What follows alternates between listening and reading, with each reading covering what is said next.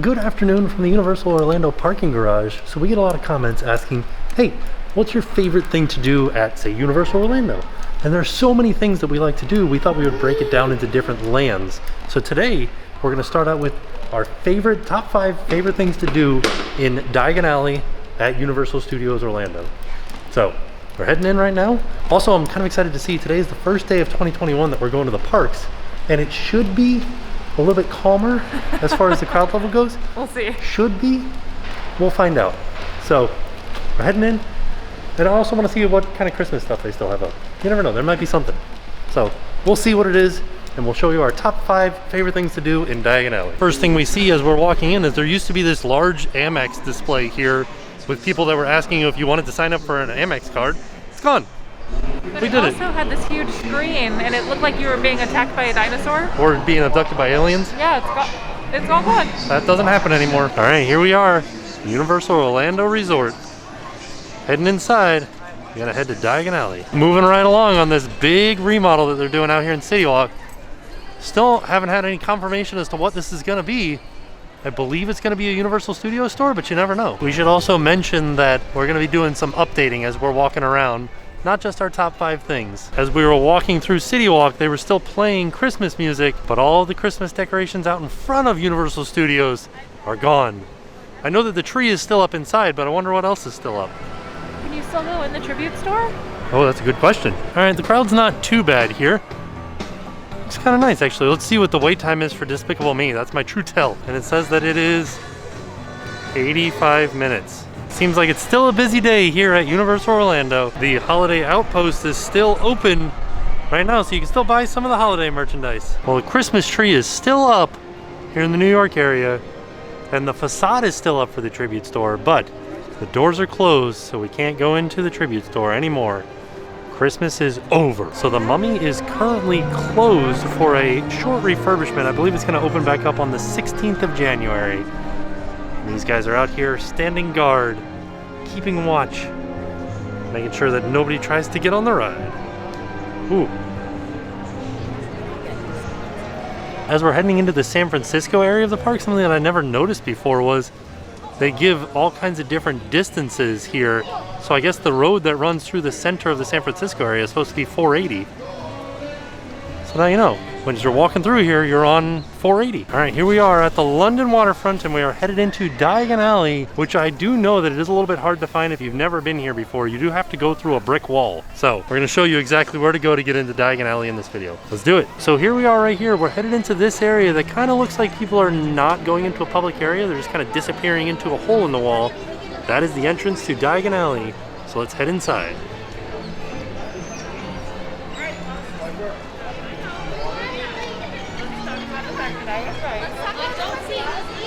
Just like in the movies, you have to go through a brick wall, and if you listen carefully, you can hear that wall moving. And there we are. We are in Diagon Alley now. Oh, look at this magic family that's in here. Hi. Hey, buddy. So our 5 must-dos for Diagon Alley are in no specific order, but the first thing that we see when we walk in is the dragon, and one of those 5 things that we love to do is take a dragon selfie. So while we're waiting for the dragon to breathe fire, I wanted to let you know that there is a way that you can tell when she's about to do it. And she does a growl, but followed by a pause, and then another bigger growl, and then she breathes fire. So there's a little bit of a warning, so you can get your camera ready and take your selfie. Right, and you'll hear that when we show off her breathing fire. But there is also a train, quote unquote train, that you can hear right now going over top here. It's just ambient noises, but that shouldn't be confused with the dragon growling. It sounds very similar, but that's not it.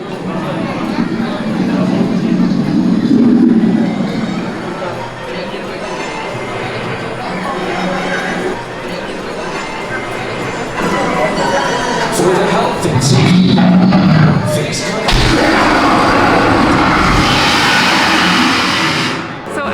Walking into Diagon Alley today, I actually heard a family. There was a younger kid that was walking in with their parents, and they were so excited to show them that the dragon breathes fire. So it is definitely like a spectacle, and it is something that I think kids for sure would like to see. and adults. It's just really cool to see. Just to give you an idea of where the dragon is, she sits atop of Gringotts Bank, which is home to the ride Harry Potter and Escape from Gringotts, which right now is a 100-minute wait. So on a normal year, this would be on our list for favorite things to do in Diagon Alley, but we're not really doing indoor rides right now, so we're not doing it in this video. So Harry Potter and the Escape from Gringotts is the only ride that's located in Diagon Alley, but there are other fun things to do while you're in this area. Like they have interactive wand spots, so you can be a wizard in the wizarding world. Yeah. It's pretty awesome. And that is another one of our favorite things to do. Let's see if we can find one right now. Oh, you got your wand in its holster and everything. Got my wand. Nice. So this is, I think, a special wand by month. Well, yeah. So when we first got it, we had the wand pick us, and we picked a special date, and that was our anniversary, and that's how we ended up with this wand. So this is a June. Oh, do you want to be a wizard? Okay. All right. I like it. You did it. We have an interactive wand, and what you have to do is you have to look around for these special symbols on the ground, and these special symbols on the ground tell you the movement to make in order to reveal a special feature of the window or to cause something special to happen. So you have to say Specialist Revelio. Okay, ready? Yep. Okay. You can kind of see the camera down there. Specialist Revelio. Try it again. Oh no, you did it. Yeah. Oh no, this is so reflective. I don't know if we can see it.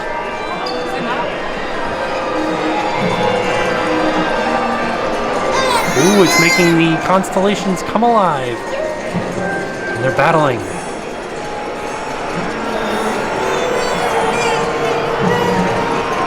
He won. He defeated the Hydra. Super fun. Uh-oh. There's one right there. And you can see the marking is on the ground here, but there's also another one right next to it here, Incendio, and that one turns on the lights up here at Flim Flam Lanterns. This is actually my favorite wand spot, so I'm very excited to show this one to you. And it also looks a lot better at night, but we're still gonna do it today. Should be noted that it might take a few times to actually get it to interact, but they do have wizards here that will help you out. Oh, I missed it, you gotta do it again. You gotta do it again. Okay, so a tip for this one is you need to aim a little bit lower than the window. All right, so let's see it. Wow, you did it! You turned on the lights with the magic of magic. So you may be wondering, how do we know where all of the wand spots are? So when you get your wand, in the box you get a map. That is a map of all of the wand spots in Diagon Alley. But there are also some secret wand spots on the map that you can only see under blacklight. So when you go into Knockturn Alley, you can see them very clearly, and it's really neat. So here's an example of one of the secret wand spots. This one's actually really cool. Another thing that's really neat is they have unmarked ones. So if you go around and you try to find cameras in windows like this right here, they won't have a marking on the ground. And so you have to try to figure out what to do in order to, oh, you did it. Secret meeting time. The Secret Society will have a secret meeting at the secret time and place. What's the secret time and place? We don't know. Oh no! Secret place. So this is the invisible ink window. So another thing that we absolutely love to do is we love to watch Celestina Warbeck's stage show. Now there are other entertainment options in Diagon Alley. They do have on this exact same stage the Tales of Beetle the Bard. It's a really neat puppet show, but the one that we absolutely have to watch every time is Celestina Warbeck. She is fantastic. She sings 3 original songs, and another cool fact is that in the holiday season, she does like a holiday show. Yeah. And she has holiday themed songs. So it's for sure worth a watch when you're here in Diagon Alley. And now, a live performance direct from Diagon Alley featuring that musical marvel, Celestina Warbeck.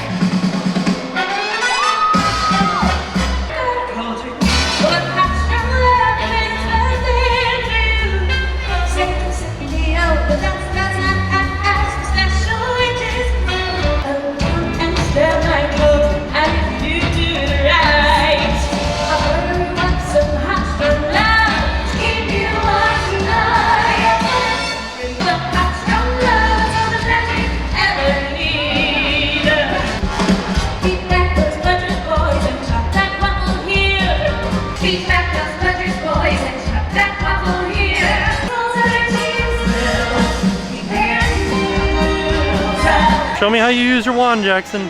Jackson. He loves Celestina. He does. Are you singing along?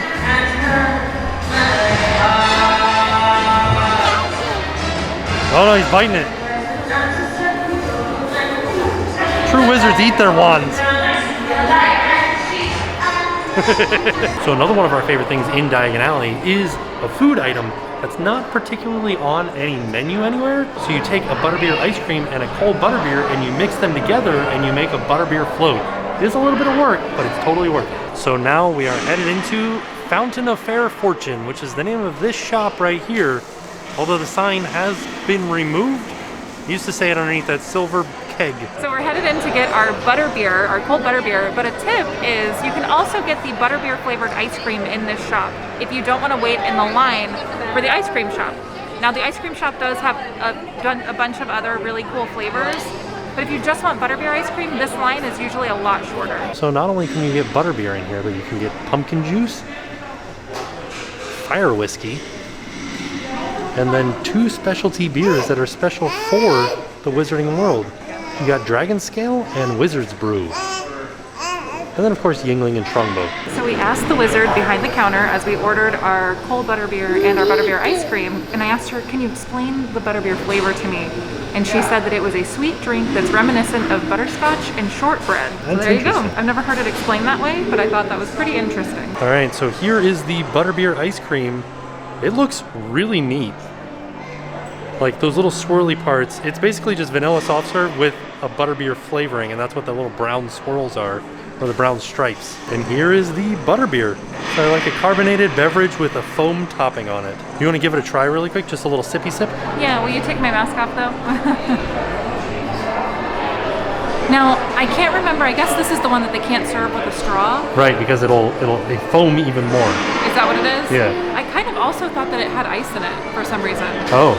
Does it not? Does it never have ice in No. it? Oh, okay. All right, here we go.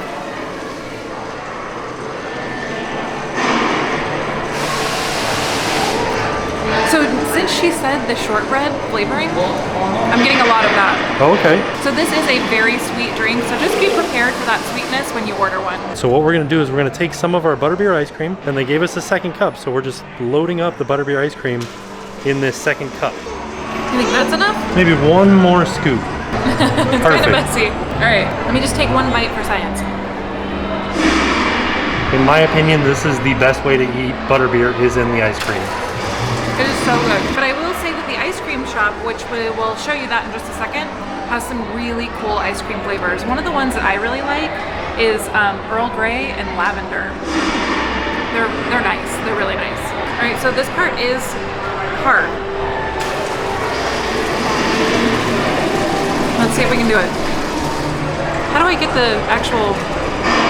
You gotta do it quick. There, you got some of it, yeah. Okay. All right. So there we go.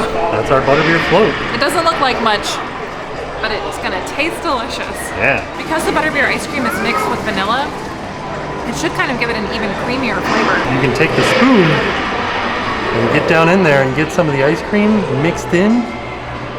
Let's see. That should be even more butterbeery. Honestly, eating it with the spoon is where it's at. Yeah? Yeah. This is so good. Wow. All right, my turn. Oh yeah, that's really good. You get some like carbonation in there from the drink. You get the creaminess of the ice cream. This is fantastic. I love this. Wait, I never tried just the butterbeer. I just went straight into the butterbeer float. Oh yeah. This float is much better than just the butterbeer on its own. So we're all done with our butterbeer float. When you combine the two, the flavor is just amazing. So the butterbeer was $7.99 and the ice cream was $5.99. But because you're probably gonna split that with somebody else, the price is a little bit easier to swallow. It is an expensive treat, but it's worth trying at least once. Right, and right across from Gringotts is the other place that you can get butterbeer ice cream, and that's Florian Fortescue's Ice Cream Parlor. And one of my favorite things is this guy right here. So after we had our butterbeer float, now we are headed towards the front of Diagon Alley, because the last thing that we love doing every time that we come to Diagon Alley, we have to go into Knockturn Alley. Yeah. Another thing I just want to mention really quick is there are so many different like atmospheric noises happening around here. So Yeah. there's somebody speaking to us through the Daily Prophet door. There's some magic crochet needles making a scarf, I think. But there's so much to look at. Like you could spend literally a week in here and not see everything. So although we are only mentioning 5 things that we love to do, there are so many more things to do. But let's head into Knockturn Alley right now. well, one thing I wanted to mention before we go in there, we're here just after the holidays, but each place has specific holiday decorations during the holidays. So take for instance, the Daily Prophet has this wreath above its door, but the wool shop over here has this one. And they're themed to whatever the store is. Yeah. So like the dress shop is really cool. Yeah. I also like that. I just realized this place is called Spindle Warps. I love this. Oh yeah. All right. Okay, now let's head into All Knockturn right, Alley. Knockturn Alley. Because it is just after the holiday season, this wreath isn't normally here. So you can't really tell that this is Knockturn Alley based on the wreath, but you can tell based on this little tiny sign over here, just inside the archway, that says that Knockturn Alley is this way. And we're heading into the darkness. So it is very dark in here, and this is a fantastic place to escape the summer heat as well, and the summer rainstorms. I always see people taking naps in here. Oh yeah. And there are a couple of wand spots in here. You can see there's one over here that they're doing that is setting off this little elf right here. So it looks like she's gonna try to do it right now. There she goes, she did it. Try. Wow, she's a real wizard. Oh yeah, so neat.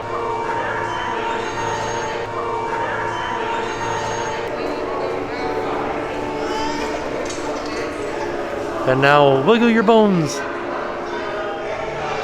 Oh no, it's not doing such a good job of tracking you. You like knocked your leg off or something. So that one's pretty neat. A lot of like kids would really like that one because it's like a motion capture and the skeleton on the screen kind of follows your movements, so it's really neat for kids.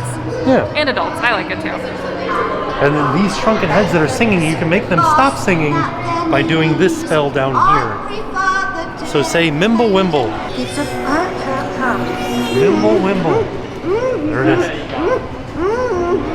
There's also a Borgin and Burks in here, and we can go inside and find all of our dark magic paraphernalia and merchandise.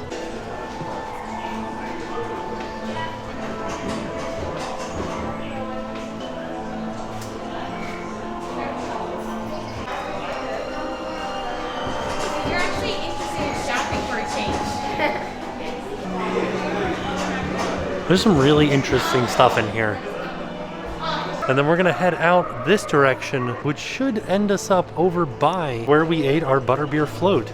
This is also a very secluded section. There's nobody else in here. There's 2 other wand spots in here as well. And now we're headed out of Knockturn Alley. There's so many little details all over the place in Diagon Alley that are so amazing. And this is it. This is where we're eating our butterbeer float. So there was our 5 favorite things to do in Diagon Alley. We're headed out now. Back out the way we came, through the brick wall. So there you have it. That was our 5 favorite things to do in Diagon Alley. And if you like this video and you like this idea of us showing you our favorite things around different areas of the parks, let us know in the comments down below. Maybe we'll do more of these. I definitely, there are many more things that we like to do in Diagon Alley and just in the wizarding world in general, so I think that there will probably be like a part 2 of this video. Yeah. There's lots of other things that you should definitely check out. Those are just like our fun favorite things that we love. There's a whole another section of the wizarding world I over know. in the other park too. That's true. So all in all, a fantastic trip out to Universal, a fantastic trip into Diagon Alley, delicious food, much magic, and there you go. And with that being said, we are off. We'll see you guys tomorrow. And now it's time to pay the price.